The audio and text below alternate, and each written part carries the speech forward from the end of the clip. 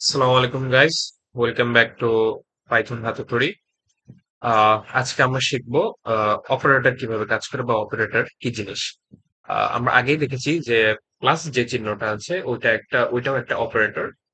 এটা ইন্টিজারের ক্ষেত্রে যোগ করার জন্য ইউজ করা হয় এবং এই অপারেটরের মতোই আরো অনেকগুলো অপারেটর রয়েছে, যেমন মাইনাস, ব্যাকস্ল্যাশ যেটা ভাগের জন্য ইউজ হয়। এরপরে মডুলাস চিহ্ন, যে পার্সেন্টেজ যে চিহ্নটা আছে সেটা মডুলাসের জন্য ইউজ হয়। তো এগুলা আসলে অ্যারিথমেটিক অপারেটর। তো পাইথনে টোটাল ৭ ধরনের অপারেটর রয়েছে, যেগুলো হলো arithmetic, assignment, comparison, logical, membership, identity and bitwise. তো আমরা প্রথম ৫টা যদি আমরা ঠিকভাবে ইউজ করতে পারি এবং বুঝতে পারি যে এগুলো কিভাবে কাজ করে, তাহলে আমাদের জন্য এনাফ। আমাদের লাস্ট যে দুইটা রয়েছে আইডেন্টিটি এবং বিটওয়াইজ, এটা আমাদের তেমন একটা ইউজ হয় না। কিন্তু arithmetic, assignment, comparison, logical and membership, এই ৫টা আমাদেরকে অবশ্যই জানতে হবে। তো আমরা দেখি যে প্রথমে আসলো আমাদের অ্যারিথমেটিক অপারেটর। তো arithmetic operators are use to do normal mathematical operations. তো এটা কি জিনিস, কিভাবে কাজ করে?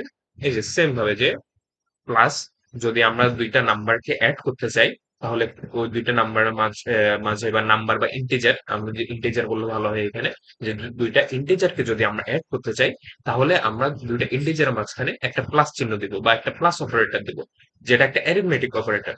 এবং যদি আমরা দুইটা ভ্যালুকে বিয়োগ করতে চাই, এবং তো তাহলে আমরা তার মাঝখানে মাইনাস দিব, যে নর্মাল ম্যাথমেটিক্যাল মানে ইকুয়েশন বা সলিউশন আমরা যেভাবে লিখি ওইভাবেই।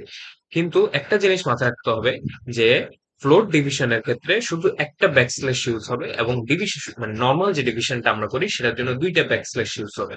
তো এটা কিভাবে কাজ করে, এটা যদি আমরা একটু এক্সাম্পলে দেখি তাহলে আমাদের অনেক ক্লিয়ার হয়ে যাবে। যে সাপোজ এ ইকুয়াল টু ধরলাম ৫, আর বি ইকুয়াল টু ধরলাম ৮। এখন আমরা যদি এই দুইটার যোগফল দেখতে চাই, তাহলে এ প্লাস বি, আমরা যদি এটা রান করি, তাহলে আমাদেরকে এখানে এটা আউটপুট দেখাবে ১৩। কারণ ৮ আর ৫ যদি আমরা যোগ করি, নর্মাল যোগফল যেটা সেটা হবে ১৩। এটা হচ্ছে এখানে প্লাসের কারণে। কিন্তু আমরা যদি এখানে মাইনাস দিয়ে দিই, তাহলে দেখো ৫ থেকে ৮ বিয়োগ গেলে কিন্তু -৩ হয়। সেম ভাবে আমরা যদি বি থেকে এ মাইনাস দিই, তাহলে শুধু ৩ আসবে। এই যে এখানে শুধু ৩ এসেছে। তো এটা ছিল নরমাল যোগ বিয়োগ। এখন আসো আমরা ফ্লোট ডিভিশনটা দেখি। যে সাপোজ এখানে আরেকটা নেই, A equal to 6, B equal to 3।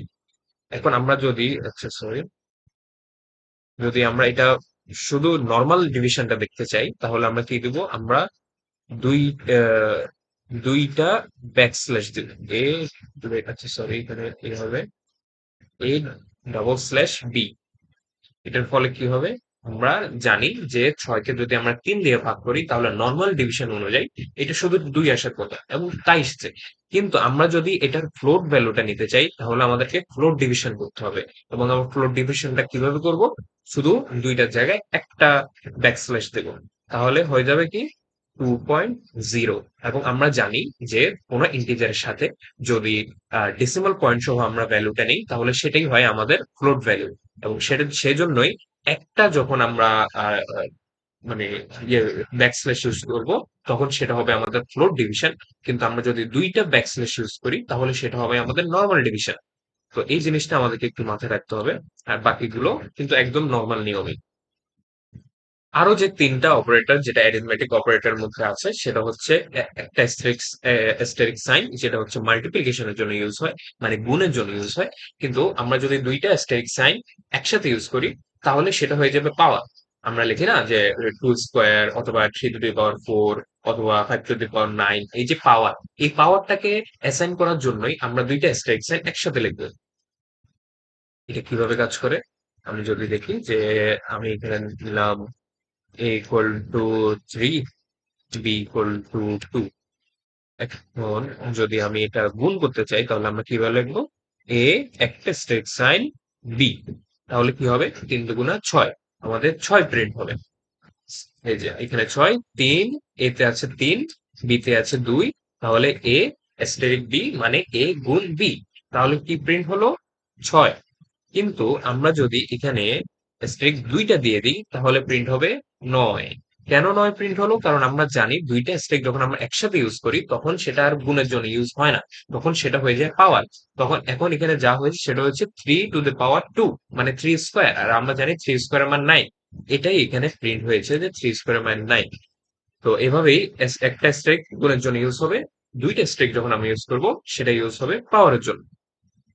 R last যে অপারেটরটা রয়েছে অ্যারিথমেটিক অপারেটরস এর মধ্যে সেটা হচ্ছে মডুলাস। মডুলাস কি জিনিস? মডুলাস হচ্ছে মূলত রিমাইন্ডার।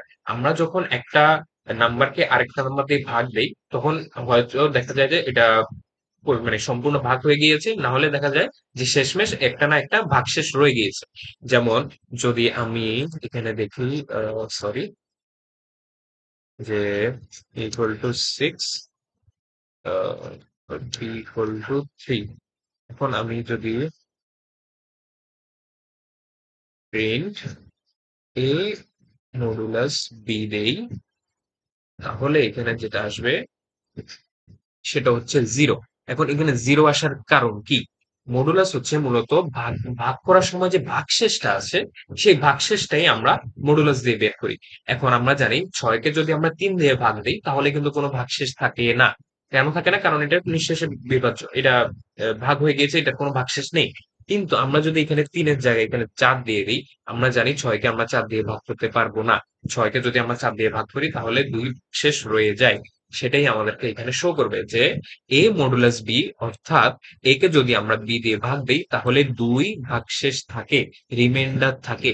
সুতরাং মডুলাস ইকুয়াল টু হচ্ছে রিমাইন্ডার, যে ভাগফল দুইটা একটা ভ্যালুকে যদি আমরা আরেকটা ভ্যালু দিয়ে ভাগ করি তাহলে ভাগশেষ যেটা থাকবে, হোক সেটা 0, হোক সেটা 2 বা এনি নাম্বার, সেটা আমাদেরকে এখানে শো করবে। এটাই হলো আমাদের আহ অ্যারিথমেটিক অপারেটরস, বা হ্যাঁ অ্যারিথমেটিক অপারেশন, যেখানে রয়েছে আমাদের প্লাস মাইনাস ফ্লোট ডিভিশন, মানে normal division, multiplication, power and reminder. যেটা আমরা দেখলাম যে মাল্টিপ্লিকেশনের জন্য একটা স্ট্রিক সাইন, পাওয়ারের জন্য দুইটা স্ট্রিক সাইন এবং রিমাইন্ডারের জন্য একটা মডুলাস। তো এভাবেই অ্যারিথমেটিক অপারেটরস কাজ করে। তো আজকে এই পর্যন্তই। আমরা নেক্সট যে ক্লাস হবে সেটাতে আমরা অ্যাসাইনমেন্ট অপারেটর এবং কম্পারিজন অপারেটর নিয়ে পড়াশোনা করব। So good bye.